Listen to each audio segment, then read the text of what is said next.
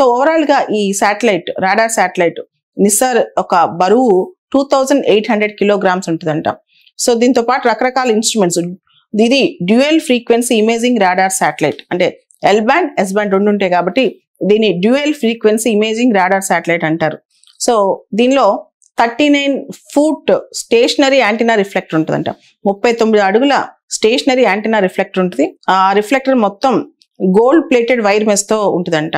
దీంతో radar signals ఈజీగా catch చేయడానికి. దాంతోపాటు హై రెజల్యూషన్ కెమెరా, దీనిలో క్లౌడ్స్ ఉన్నా ఈ కెమెరాలోంచి పిక్చర్స్ తీయొచ్చు. డే అండ్ నైట్ డేటాను కలెక్ట్ చేయొచ్చు అంట. ఈ వెదర్ కండిషన్స్, ఎటువంటి వెదర్ కండిషన్స్ ఉన్నా డే అయినా నైట్ అయినా ఈ నిస్సార్ రాడార్ శాటిలైట్ అనేది 3 years పాటు తన పనితీరు ఉండొచ్చని అంచనా వేస్తున్నారు. మన ఎస్ బ్యాండ్ అయితే 5 years పాటు వర్క్ చేస్తుందంట. మినిమం అయితే 3 years వర్క్ చేస్తానంటున్నారు అనమాట.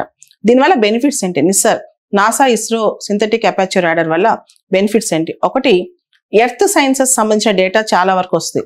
అంటే న్యాచురల్ హజార్డ్స్ కానీ, ఎర్త్ సర్ఫేస్, ఈ భాగం మీద సర్ఫేస్ స్టడీస్ కానీ, ఎకోసిస్టమ్ డిస్టర్బెన్సెస్ కానీ, ఎర్త్ క్వేక్ ప్రిడిక్షన్, మన టర్కీలో పెద్ద ఎర్త్ క్వేక్ వచ్చింది, అలాంటివి మన దేశంలో వస్తే మన ప్రిడిక్షన్స్ కానీ ఇవన్నీ కూడా చేసుకోవచ్చు అనమాట.